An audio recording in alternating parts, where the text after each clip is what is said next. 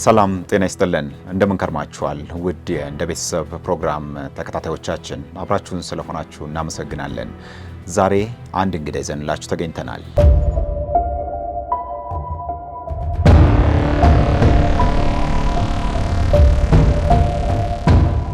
በዓለም የፓሊዮንቶሎጂ ወይንም የቅሪተ አካላት ጥናት ውስጥ ተጠቃሽ ከሆኑ ከሚታወቁ ዓለም ከሚያውቃቸው ኢትዮጵያውያን ተመራማሪዎች መካከል አንደኛውን ሰው ይዘን ተገኝተናል። ቅሪተ አካሉ በተገኘበት ምሽት ፕሮፌሰር ጆንሰን እና ባልደረቦቹ በጊዜው ታዋቂ የነበረውን የቢትልስ ባንድ ባልደረቦች የሚጫወቱትን ሉሲ የተሰኘ ሙዚቃ ያዳምጡ ስለነበር በደስታ እየተቃቀፉና እየደነሱ የዓለማየሁን የተሟላ የመንጋጋ ቅሪተ አካል ሉሲ ሲሉ ሰየሙት ይላል። ሉሲ የቢትልስ ዘፈን ነበረ።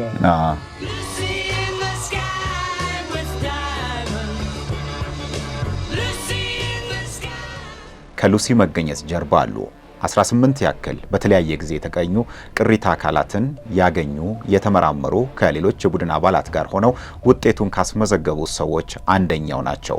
የቅሪተ አካላት አጥኚ ባለሙያ ሆነው ይታወቃሉ። ዛሬ ከብሔራዊ ሙዚየም ስትሄዱ ከምታገኟቸው ኢትዮጵያም ከምትመካባቸውና ለዓለም ከምታስጎበኛቸው ቅሪተ አካላት መካከል የተወሰኑት የእሳቸው ግኝት ናቸው። በ1974 እንደ ጎርጎሮሳውያን አቆጣጠር የዓለም ድንቃ ድንቅ ክስተቶች መዝጋቢው ጊነስ ወርልድ ቡክ ኦፍ ሪከርድ ስማቸውን መዝግቦታል። በአንድ ሰዓት ውስጥ ወይንም ደግሞ ከአንድ ሰዓት ባነሰ ጊዜ ውስጥ 2 ቅሪተ አካላትን ማግኘት የቻሉ ብቸኛው ሰው ብሎ ሌሎችም በርካታ ስራዎችን ሰርተዋል። ከአዋሽ እስከ ኦሞ ስምጥ ሸለቆ ድረስ ምርምር አድርገዋል። ለኢትዮጵያ በርካታ ነገሮችን ቅሪተ አካላትን ማግኘት የቻሉ ተመራማሪ ናቸው። እኚህ ሰው አሁን እድሜያቸው ገፍቷል፣ በጡረታ ላይ ናቸው። ህመም፣ የመርሳት ችግር፣ የጤና እክል ሌሎቹም ተደራርበው ጤናቸውን እየፈተኑት ነው። ነገሮችን እየዘነጉ ቢሆኑም ለተወሰነ ሰዓት አግኝተናቸው ስለ ስራቸው ስላሳለፉት ሁሉ ነግረውናል።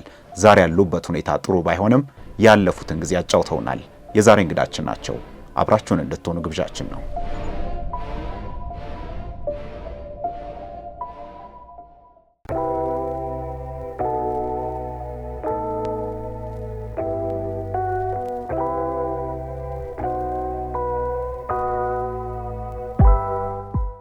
እንኳን ደህና መጡልን አቶ አለማየሁ አስፋው። እንግዲህ ዓለም በብዙ ስራዎት ያውቆታል።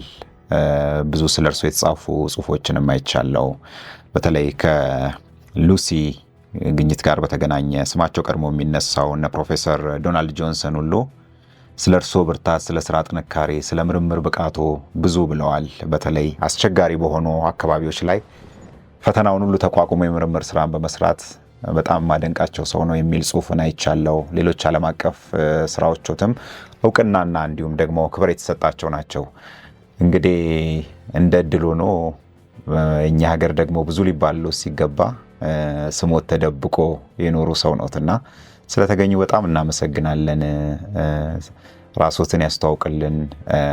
ከዛ በኋላ ሌሎች ጥያቄዎችን እናነሳለን። ብዙ ስለኔ የሚነገሩት ትክክል ናቸው። ነገር ግን ቃላት ብቻ ናቸው እንጂ ይህን ሰርቶ ይህን ቁም ነገር ሰርተዋል ብለው በማድነቅ ብቻ ሳይወስን አንድ ነገር ማስታወሻ ሊሆን የሚችል ነገር መስራት ነበረባቸው። ሰዎቹ አላስታወሱም። እንደረሱኝ ነው የሚቆጥረው፣ እንደተረሳው ነው የሚቆጥረው። የሆነው ነው። ለጥረቴ ውጤት በማግኘቱ በጣም ደስተኛ ነኝ።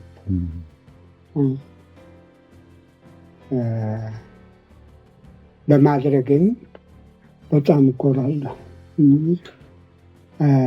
አላፍርበትም። ብዙ ነገር ሰርተናል። ከዚህ እስከ ናይሮቢ ድረስ ግን ብዙ ያስቀረነው ነገር አለ። ለምሳሌ የብሔራዊ ሙዚየም ምክትል ስራ አስኪያጅ ዳንኤል ጧፌ እና እኔ ሆነን ኦሞ ላይ የሰራ ነው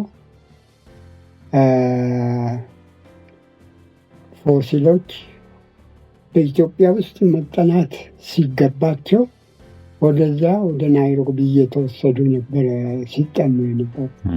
በዛ ተጠቃሚው ሌላ ሀገር ነው እንጂ እኛ አልተጠቀምንም።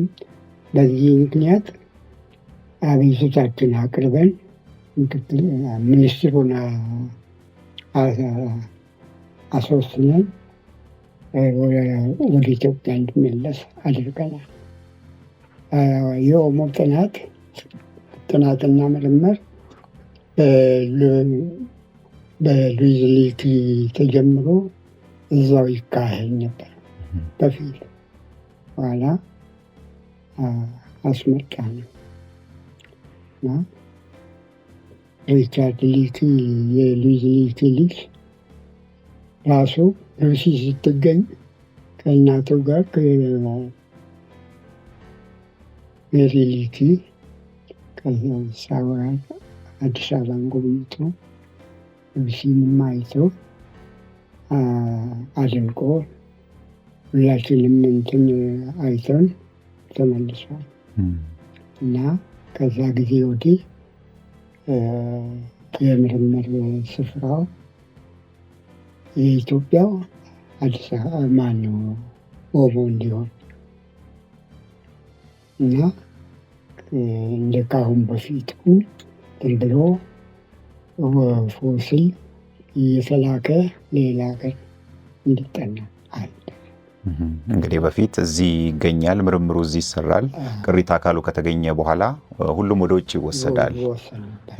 ስለዚህ እኛ ተገኘበት የሚለው ስሙ እንጂ ከዛ በኋላ ያለውን ነገር እኛ ምንም አናገኝም። እሱ ወደዚህ እንዲሆን አደረጉ። እና ከዛ ጊዜ ወዲህ የሀገሪቱን ክብር ተጠብቆ ጥናቱ እንዲካሄድ። አሁን ስንት ዓመት ሆነ ጋሽ? እድሜዎት 76 ሆኑ። ጡረታ ከወጡ ስንት ዓመት ሆነ? ከ10 ዓመት በላይ? ከ10 ዓመት በላይ ሆኖታል። እስኪ ወደ ሰሯቸው እንግዲህ የዚህ የቅሪተ አካላት ጥናት ስለ ሉሲም እርሱ ያገኟቸው በጣም ብዙ ናቸው። እርሶም ሲነግሩኝ ነበር፣ ጽሁፎቹንም እያየው ነው። እነሱን ሁሉ እናነሳለን። ከዛ በፊት ወደ ቴፒ እንመለስና ስለተወለዱበት አካባቢ ስላስተዳደጉት እናምጣና ከዛ ወደ ምርምሩ ስለመጡበት ወደዚህ ተቋም ስለተሳቡበት ነገር ይነግሩናል። እስቲ ከመጀመሪያው እንነሳ። እና ወደዚህ ምርምር የመጣሁት ባህልና ታሪካዊ ቅርሶች አስተዳደር ይባል ነበር በፊት እና በዚያን ጊዜ ነው የተቀጠርኩት። ከዚያ ወደ አርኪኦሎጂ ዲፓርትመንት ተመደብኩ። ከዛ የመስሪያ ቤቱ ሪፕሬዘንታቲቭ ወኪል ሆኜ እንዲሰራ ተደረገ። እዛው እግረ መንገዴን ከሳይንቲስቶች ጋር በመስራት ልምድ አካበትኩ። ከዚያ ቀጠልኩ እና እስከ ቅርብ ጊዜ ድረስ እስከ ደከመኝ ድረስ ሲሰሩ ነበር። እስቲ ስለ ቴፒ ስለ ኢሉባቦር ትንሽ ይንገሩን። ኢሉባቦር ያው አድገንበታል። እንግዲህ ተምረንም እስከ ሃይ ስኩል አንደኛ ደረጃ ሁለተኛ ደረጃ እዛው ነው የጨረስኩት። ከዛ ወዲህ ወደዚህ መጣሁ። ታሪካዊ ቅርሶች አስተዳደር በሚባሉበት ጊዜ ትምህርቴን እየተከታተልኩ እንዲሁ በፊልድ ስራ ተሰማሪቼ ማገልገል ጀመርኩ እና እስከ ዛሬ ድረስ ውጭም ፈረንሳይም የመሄድ እድል ገጥሞኝ። ለትምህርት ነው? አንዳንድ ብዙ የገበያቸው ልምድ ያካበትኩ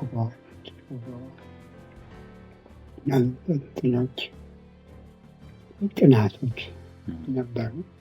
ብዙ ጠቅመውኛል።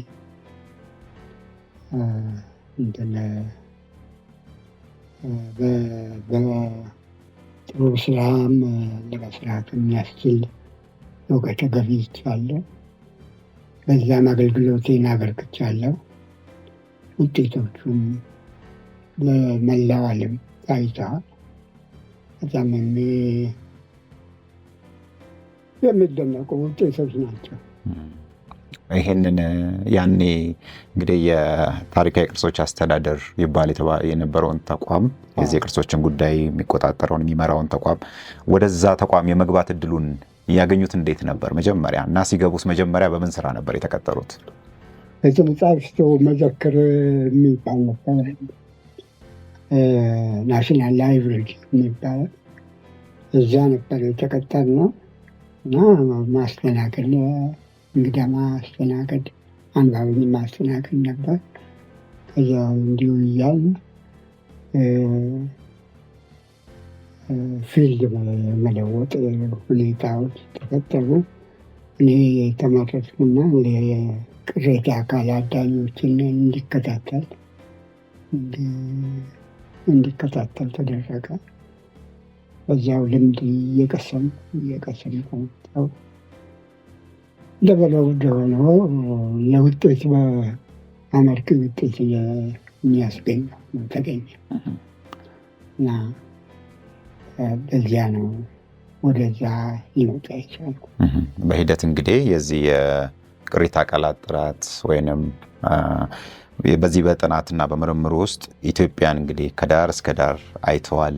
ከሌሎች የጥናት ቡድኖች ጋር የኢትዮጵያንም የውጭዎቹም ጋር ረጅም ጊዜ ሰርተዋል እና ይንገሩን እስቲ የት አካባቢዎች ላይ ምን ሰሩ? ቅድም ጠቀስ አድርገዋል። እስከ ኬንያ ድረስ የደረሰ ስራ ሰርተናል ብለዋል። እሱን እናውራ ትንሽ ንገሩን።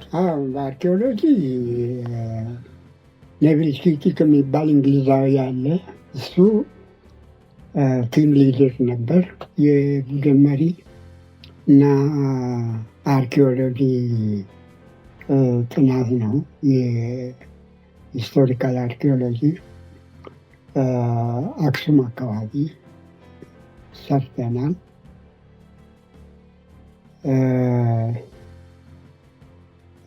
በቁፋሮ ስራም ትሬንች ሱፐርቫይዘር ሆኜ ሰርቻለሁ። ከዚያ በፓሌንቲዮሎጂ ደግሞ በርካታ ቦታዎች ናቸው። ዶክተር ዮሐንስ ኃይለ ሥላሴ ቀደም የተባለው ግኝት አስደናቂ ግኝት የተገኘው በፓሌንቲዮሎጂ መስመር ነው። በሱ ፊልድ ብዙ በርካታ ሳይቶች ውጤት አስገኝተዋል። የዛው ኤሪያ ሳይቶች ሎየር አዋሽ ደግሞ አዳር የሚባለው አካባቢ አዳር ተብሎ የሚጠራው እና ዳር አካባቢ ብዙ ተሰርተዋል። እስከ ዛሬ ድረስ ያሉት 50 ዓመታት በርካታ ስራዎች ተሰርተዋል። ብዙ ግኝቶች እዛ አካባቢ ላይ አዳር እያልን እኛ እንጠራለን። ትክክለኛ አጠራሩን አሁን ሰው ሲሎ ሰምቼ ነው። ይንገሩን እስቲ። አዳር የሚባለው አዳር እና ጥሩ ውጤቶች ተገኝተዋል። ሀገራችን በጣም እድላም ነች። በርካታ ግኝቶች ናቸው የተገኙት። ወራንዞ ሚል የሚባል ቦታ አለ። ብዙ ሳይንቲስቶች ኢትዮጵያውያንም ጭምር ዶክተር ዘረሰናይ እየሰሩ ናቸው እና ብዙ ግኝቶች ተገኝተዋል እና ደጋዋኔ አካባቢ ሳይቶቹ የኢትዮጵያ ሪፍት ቫሊ፣ የኢትዮጵያ ሰምጥ ሸለቆ መስመሮች ጠቅላላ ፎሲሊፈረስ ናቸው። ፎሲል በብዛት አላቸው። የሆመኒ ብቻ ሳይሆን የሌላም እንስሳ ከምድር የጠፉ አሉ። ዘራቸው ረዝሞ እድሜያቸው ረዝሞ እስከ ዛሬ ድረስ የቆዩም አሉ፣ ያለቁም አሉ፣ ኤክስቲንክት የሆኑ ከምድር የጠፉ እና ቅሪተ አካላቸው እየተገኘ ዛሬ ለዓለም አስተዋጽኦ እያደረገ ነው።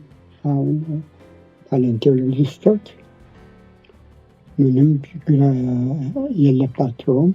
ፎሲሎችን በማጥናት እድገታቸው እንዴት እንደሆነ ሳይንቲፊክ አናሊሲስ ሊሰሩ ይችላሉ እና በርካታ ጥቅም አለው። ለፓሊዮንቶሎጂ ብዙ አስተዋጽኦ አለው። በተለይ የኢትዮጵያ ሪፍት ቫሊ በጣም የከበረ ነው እና ጥሩ ሁኔታዎች ይታያሉ። እንግዲህ በእርሶ ስም ቀድሞውም ሲነግሩኝ ነበረ በርካታ ግኝቶች አሉት በዚህ በቅሪተ አካላት ጥናት። ይንገሩን እስቲ ይህንን አድርጌያለሁ ለዓለምም ለዚህ ሀገርም ብሎ ሊጠቅሷቸው የሚችሉ የተወሰኑትን ያንሱልና ከዛ በኋላ ደግሞ እኔ ማነሳቸው ይኖራሉ። እንግዲህ ይኸው የሚታዩት መጽሔት ላይ የሚታዩት አሉ። በተለይም ናሽናል ሙዚየም ሄዶ ከኢትዮጵያ ሪፍት ቫሊ ውስጥ የተገኙት እነማን ናቸው ከየት ነው ከተባለ ሊዘረዘሩ የሚችሉ ታንጅብል የሆነ እንትን መረጃ አለ እና ለዓለም ድንቅ ስራ ተሰርተዋል ለማለት ይቻላል። ሰጥተዋል ማለት ይቻላል። አንድ ሁለቱን እንዲጠቅሱልን ብለን ነው እንግዲህ። ለምሳሌ ድንቅነት ወይ ሉሲ ምትለዋት ሳንደ በርካታ ግኝቶች አሉ። አሁን እንኳን ብዙዎቹን እንትን እያደረጓቸው ነው። እዚች ጋር ያለች አንድ ጽሁፍ ላስታውሶትና ከዛ እርሶ ይነግሩናል።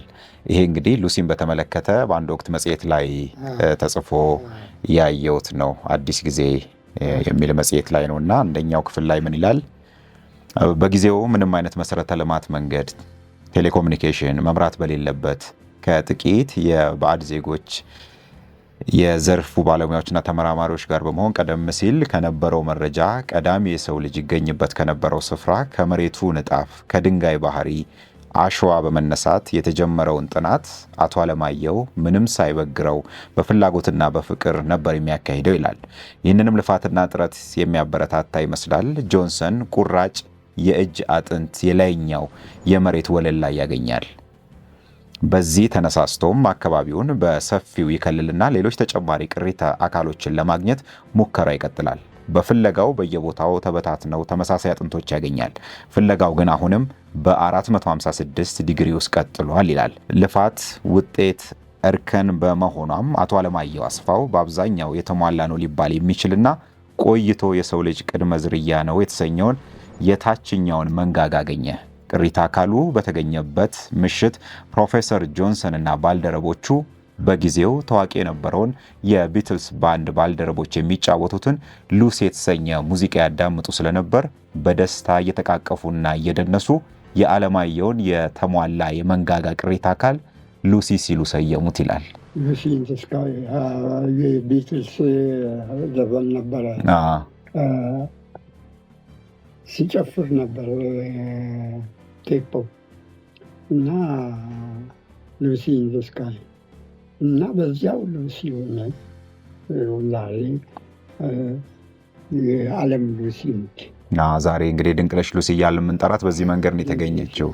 ያንን ወቅት በደንብ ያስታውሱታል? አሁን እዚህ ላይ የተጻፈውን እንዴት እንደነበር የመጀመሪያውን ሲያገኙ የተሰማው ስሜት፣ ድካሙ እንዴት እንደነበር ወቅቱ ትዝ የሚሉት ከሆነ ትንሽ ቢነግሩን። በረሃ ደስታ የለውም። ነገር ግን የስራው ውጤት የሚያመጣው ደስታ እንትኑን ድካሙን ያስረሳል። ስለሚያስረሳ አያሳስብም። እና ጥናቱም ደግሞ በስፋትና በጥራት መካሄድ ስለነበረበት ሰዎችን እንካሬጅ ከማድረግ ባሻገር የምናሳየው ድካምና ነዝላልነት አይሰማንም እና በጣም ደስ እያለን ነው የምንሰራው እና ብሎም ብዙ ተገኝቷል። ከዚያም ወደ ከሉሲ ወዲህ ሉሲ ብቻ ነች አሁን ሉሲ እየተባለች የምትጠራው እንጂ ከሉሲ መዓት ብዙ ውጤቶች ተገኝተዋል። እንግዲህ የመጀመሪያው ይሄ የታችኛውን አሁን የመንጋጋው ክፍል ተገኘ ከሚለው ጊዜ በኋላ ቀሪዎቹ ከዛ በኋላ በተደረገ ምርምር ነው ተገኝተው አሁን ያለው እንትን እሱ ብቻ ሳይሆን የዚሁ መንጋጋ የመጀመሪያው መንጋጋ ሌላ መንጋጋ የሚገጥም ወዲያውኑ ነው የተገኙ። እሱንም እርስዎ ነው ያገኙት? ከቦታው ከዛው ከተገኘበት ቦታ አነሳሁት። ሲታይ ገጥሞ ቁጭ አለ እና በጣም እጅግ የሚደነቅ ለሬፈረንስ የሚጠቀሙበት በጣም ጥሩ ግኝት ነው። የተሟላ ግኝት። አንድ እንግዲህ ቅሪተ አካል ተገኘ ሲባል መጨረሻውን ነው እኛ የምንሰማው እና በውስጡ ያለው ድካም እንዴት ነው? እዛ በረሃ ውስጥ አንዷን ክፋይ ለማግኘት ለምሳሌ አንዷን የመንጋጋ ክፍል ወይም የሌላውን የቀረችውን ፓርት ለማግኘት ብዙዎቹ ተሰባስበው ነው መጨረሻ ላይ አይደለ ቅርጽ የሚሰጡት ተገጣጥሞ። የእሱን ድካም እስቲ ትንሽ ይንገሩን። ለምን ያክል ጊዜ እንደዛ በዛ በረሃ ውስጥ መድከም ስቃይ ያለው ነገር ነው እና ስለሱ ትንሽ ነገር እንዲያወሩን ነው። እስካሁን እንዳውም የሰዎችን ድካም ለመቀነስ ነው መሰለኝ ቀኑን በጣም ያሳጥሩታል። እኛ ግን የበለጠ ሙሉ ሲዝን ብንሰራ ሊደክመን አይችልም። አይደክመንም፣ አያሳስበንም። ድካሙ ይረሳል እና ሰድሜንቶቹን ተከትለን ብቻ ማለብለን ነው እና ቀጥለን እንሄዳለን፣ እናገኛለን፣ ተደስተን እንረሳዋለን ድካማችን እና በጣም ድንቅ አሰራር ነው። ሳይንሱም ወርቅ ሳይንስ ነው። ጥሩ ምርምር ነው። የዚህ አይነቱ ውጤት በሀገራችን የሰው ልጅ ፈጠሪያ መሆኗ እጅግ ያስደስተናል። እንግዲህ የሉሲ ግኝት አሁን የተጻፉ ዓለም አቀፍ ጽሁፎችንም ዓለም ተስማምቶበት እየቀጠለ እንዳለው ሉሲ እንዴት ተገኘች የሚለው ነገር ሲጠቀስ አሁን ሁሌ ቀድሞ የሚነሳው የፕሮፌሰር ዶናልድ ጆንሰን ስም ነው። እነሳቸውና ቡድኑ በመሆን የሚል ነገር ይጠቀሳል። ብዙ ጊዜ ፈለግኩኝ የእርሶን ስም አላገኘሁትም። አሁን እንደሚሉኝ ትልቁን ስራ የሰሩት እርሶ ነት። ለምንድን ነው ይሄ ሊሆን የቻለው?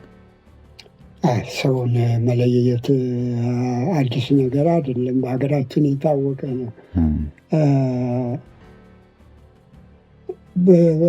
ተጨባጭ ነገር ፊት ለፊት አለው። እኔን መጠየቅም ይቻላል። ይኸው እንደዚህ ይሄ የሐሰት ነገር አይደለም። ይሄ እውነተኛ ነገር ነው። ዓለም ያወቀው ጉዳይ ነው እና በዚህም የተነሳ ብዙ ምስጋናዎች ደርሰውኛል። የሆነ ሆኖ ችላ ተባልኩኝ እንጂ ብዙም እንትን አላፍርበትም። በጣም ደስ ይለኛል በመድከሜ። በድካሜ ውጤት ይህ መገኘት ነው። በ1974 እንግዲህ የዓለም ድንቃድንቅ ክስተቶችን የመዘገበው ተቋም ጊነስ ቡክ ኦፍ ወርልድ ሪከርድ ላይ ስሞት ተመዝግቧል። የመጀመሪያው ኢትዮጵያዊ ተብሎ እንግዲህ ይሄ በአንድ ሰዓት ባልሞላ ጊዜ ውስጥ 2 የተለያዩ ቅሪቶችን ማግኘት የቻለ ሰው ተብለው ነው የተመዘገቡት። ይህም ማድረግ የቻለ እስካሁን የለም። ይገርማል። ስለዚህም ብዙ ሲባል አንሰማም። እኛ እንግዲህ አለመታደሩ ነው የኛ ስላልፈለግን ሊሆን ይችላል። ምንድን ነው ያን ያደረጉት እንዲመዘገብ ያደረገው? የትኛው ቦታ ላይ የሰሩት ስራ ነው? እስቲ ንገሩን ስለሱ። ወኪል ሆኜ የአርኪኦሎጂ ቦታዎችን መዞር ብቻ ሳይሆን በፓሌንቲዮሎጂ ይህንን ድንቅ ግኝት ማግኘቴ ሌሎችም በርካታ ቅሪተ አካላት አግኝቻለሁ። የእጅ ጣቶች፣ ሌሎችም ጥርስ ዘሮች በጠቅላላ በብዛት አግኝቻለሁ እና በጣም የተሻለ ግኝት ነው የሚያሰኘው። እንግዲህ እነሱ የሚያጠኑት ሰዎች አፕሪሼት ሲያደርጉ ነው እንጂ እኔም በማግኘቱ ስባሪዋ ብትሆን ለእኔ በጣም ትልቅ ቁም ነገር ነች እና እንትና አለያቸው ትንሽ ነው ትልቅ ነው ምናምን የሚለው ደሞስ ኮምፕሊት ግኝት ቢሆን በጣም ይመረጣል እና ድንቅ መረጃ ሰጪ እንዲሆን ያስፈልጋል። እንደዚያ ነው። ስለዚህ እዚህ እንትን ላይ ጊነስ ላይ ያስመዘገቧት በአንድ ሰዓት ውስጥ ባልሞላ ጊዜ ውስጥ 2 የተባሉት የትኞቹ ናቸው? እነሱ የት የተገኙ ናቸው? አዳር ከካምፕ ብዙም አይርቅም። ካምፕ አጠገብ ነው እና ያንን አግኝተን ወይ ብለን መጥተን ተመልሰን ስንሄድ እዛ ተቀምጧል። ሁለተኛውን አገኛችሁ? ምንድን ነው የተገኘው? የትኛው መንጋጋ ነው? ምን አይነት የትኛው ዝርያ ነው? ተመሳሳይ ከዚህ ከነ ሉሲ ጋር አብሮ እንትን የሚል ነው? የተለየ ነው ያገኛችሁት? ምንድን ነበር ያኔ? መንጋጋ ጥርስ። ስለዚህ የተሟላ ጥርስ። እነዚህ 2ቱ ናቸው እንዲመዘገቡ ያደረገው። ሌላም አለ እንግዲህ። ሌላኛው ደግሞ ያየሁት ስለሱ ተጽፎ ያየሁት የዓለም ጀግና ወይም ወርልድ ሂሮ በዚህ በቅሪተ አካላት ምርምር 2011 ላይ ይመስለኛል በጎርጎሮሳውያን አቆጣጠር ሌላ አንድ እውቅና አግኝተዋል። አፍሪካ የፓሊያንቶሎጂ አሶሲዬሽን ወይም ደግሞ ማህበር የሰጠው ነው። እንግዲህ በማነፍነፍ ወይም ደግሞ በማደን በዚህ በፓሊያንቶሎጂ በቅሪተ አካላት ጥናትና ምርምር የላቁ ተብለው 2011 ላይም ሌላ እውቅና ተሰጥቶታል።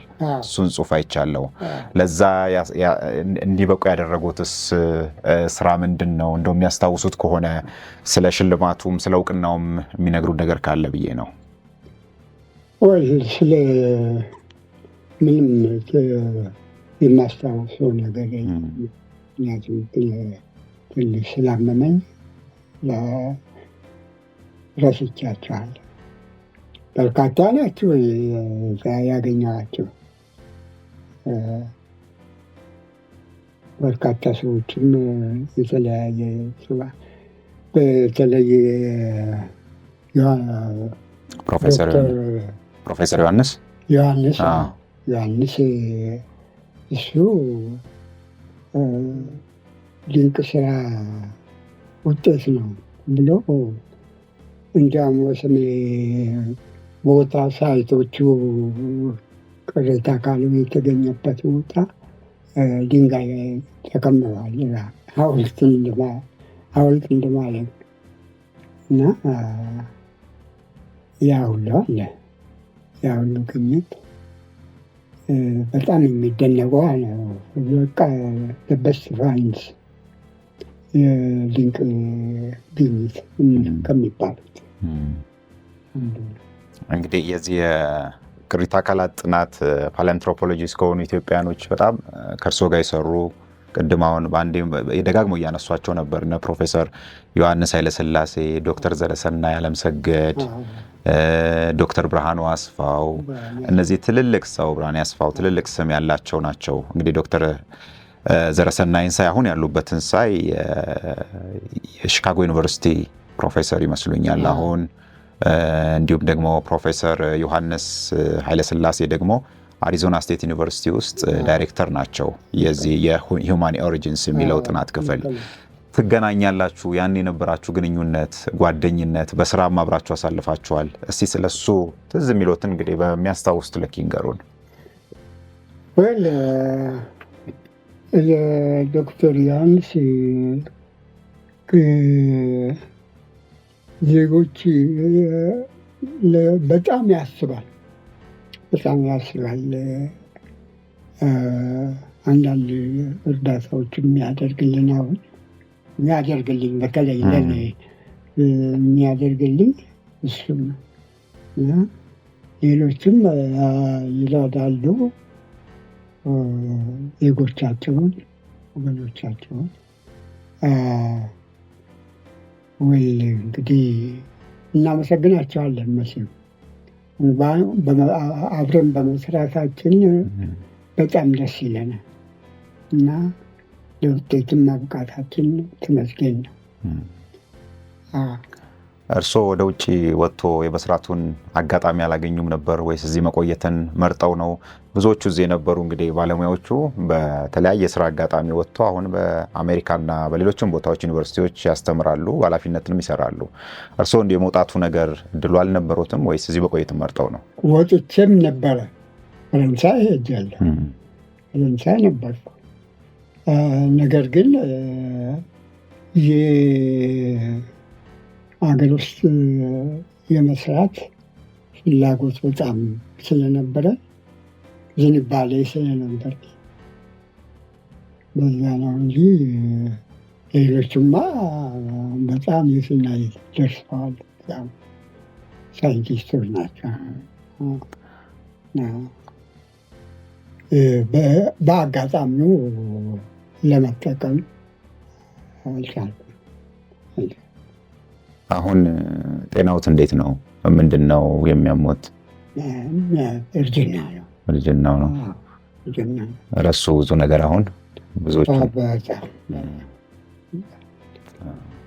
ጡረታ ወጡ እንግዲህ 10 ምናምን ዓመት ሆኖት አሁን ምን ላይ ነው ያሉት? ይህን ሁሉ ነገር እንግዲህ ለዓለም ያበረከቱ ለዚህ ሀገር የሰጡ ዛሬ በየቦታው ኢትዮጵያን ወክላ ከምትታየው ከምትዞረው የዓለም ሕዝብ ሁሉ እየጎረፈ ከሚጎበኛት ሉሲ ጀምሮ ብዙ ቅሪተ አካላት እንዲገኙ የእርሱ አስተዋጽኦ ከፊትም ሆነው በመገኘት የቡድን አባልም ሆነው በተገኙ የተለያዩ ግኝቶች ላይ በመሳተፍ ትልቅ ስራ የሰሩ ኖትና ጡረታ ሲወጡ እንዴት ነበር የተሰናበቱበት መንገድ? ከዛ ጊዜ በኋላ አሁን በምንድን ነው እየኖሩ ያሉት?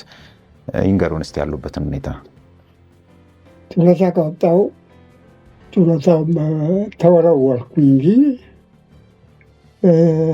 የክብር አቀባበል ደክመሃልና እረፍት ብዬ የተደረገልኝ ነገር የለም። በቃ አከተመ በቃ ቆመ እና ዛሬ ምንም ነገር የለኝም። የት ተቋም ነው የሰሩት እስከ መጨረሻው ድረስ? ጡረታ እስኪወጡ የሰሩባቸው መስሪያ ቤቶች እስቲ ንገሩ። መስሪያ ቤት ባህልና ስፖርት ነው። ባህልና ቱሪዝም። እዛው ነው የጨረሱት መጨረሻ የወጡት?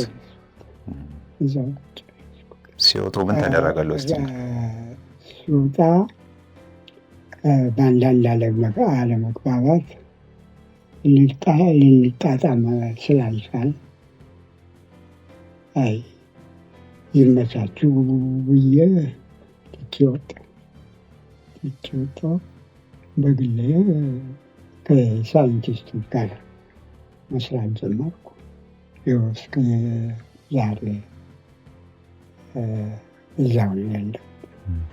እንደው ሊነግሩን ይችላሉ? ምንድን ነው እንዲወጡ ያደረጉት ነገር?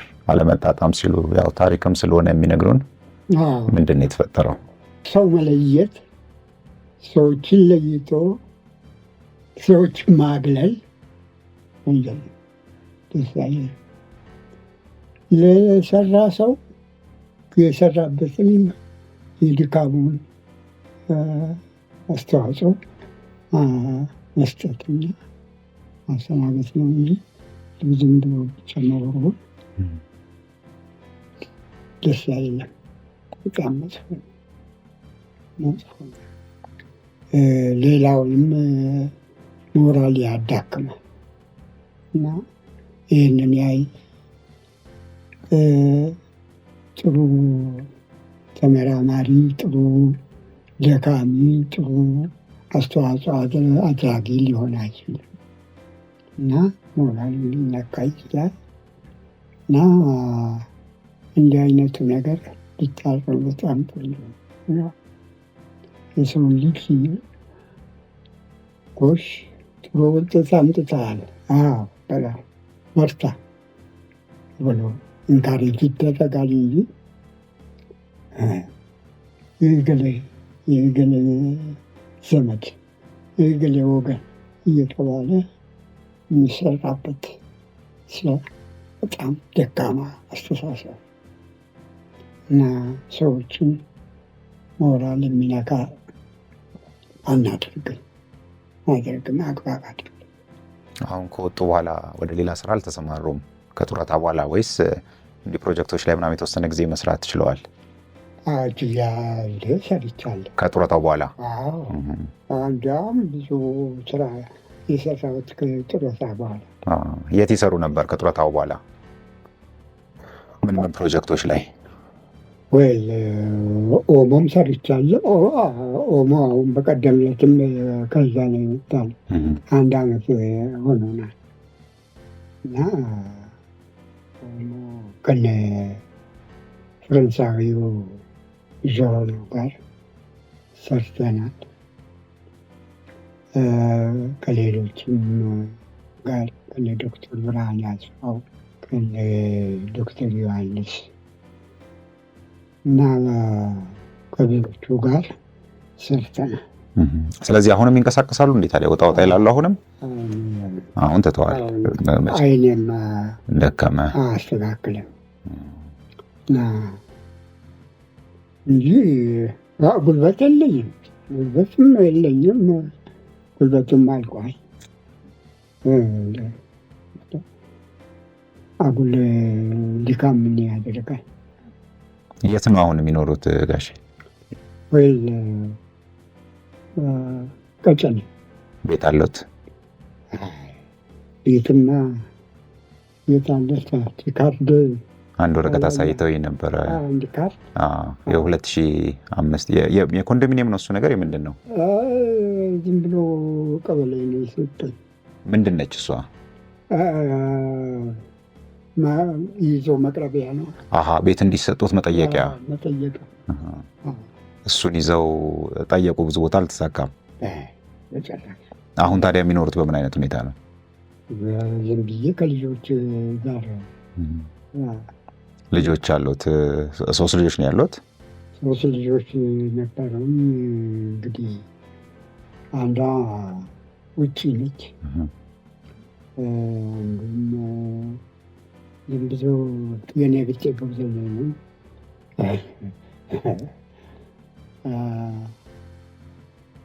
ሌላው አብረን ያለ ነው።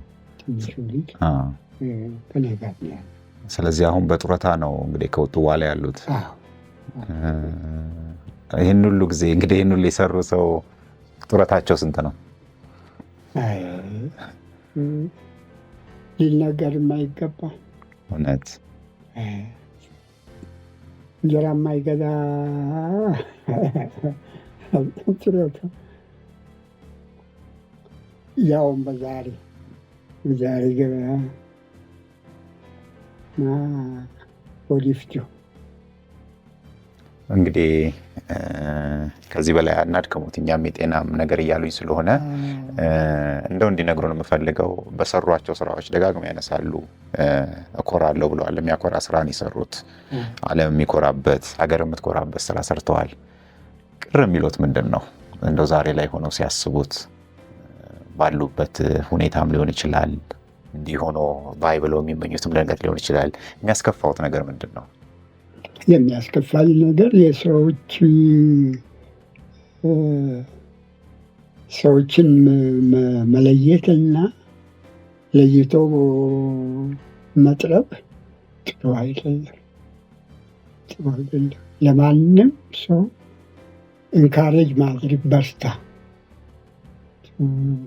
የተሻለ ስራ ብሎ ኢንካሬጅ ማድረግ ነው። እኛ ግን ይኸው እንደምናየው አድሎ በጣም መጥፎ እና ሰዎችን ለሰሩት ነገር ውለታቸው መክፈል፣ ኢንካሬጅ ማድረግ፣ የበለጠ እንዲሰሩ ማበረታታት፣ በቃላት እንኳን ማበረታታት እንጂ ሰዎችን ተስፋ ማስቆረጥ ጥሩ አለ። ትውልድም አይመኝም፣ አይወድም። እንዲህ አይነቱ ነገር ለትውልድ ማስተማር አስፈላጊ ያለ ሰዎች እንዲበረክቱ፣ እንዲጠናከሩ፣ የበለጠ እንዲሰሩ ማድረግ ውስጥ የበለጠ እንዲሰሩ እና ይሄን ሰርቻለሁ ብሎ ደግሞ ዝም ብሎ መዝለል ደግሞ አግባብም አይደለም። የበለጠ ማሰራት አለብን። መነሳት። ይሄ ነው ሰው ልጅ ፕሮሞሽን የሚያደርገው የሚያሳድገው። የጥረት ውጤት አይቶ መደሰት። የጥረት ውጤት ፋይዳ ሳይኖረው መቅረት የለበትም። የበለጠ ለመስራት መጣጣር እና ሀገርን ልታድግ የምችል በስራ ውጤት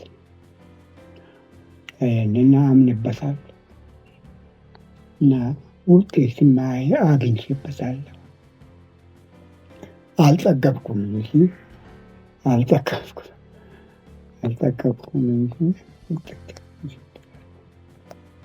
በጣም እናመሰግናለን። ከዚህ በላይ እንግዲህ ሊያወሩልን የሚችሉት ብዙ ነገር ይኖራል። ትንሽ እንዳሉን ህመሙም ድካሙም ስላለ ከዚህ በላይ ልናደክሞት አንፈልግም። ላረጉልን ለሰሩት ነገር ሁሉ ግን በጣም እናመሰግናለን። በጣም አመሰግናለሁ። ድካሜን አይታችሁ አስተውላችሁ በመምጣታት በጣም አመሰግናለሁ። እሺ፣ ፈጣሪ እድሜና ጤናን ይስጥዎት፣ ጤናዎትን ይመልስልዎት። በጣም እናመሰግናለን ለሁሉም ነገር ጋሼ። እሺ።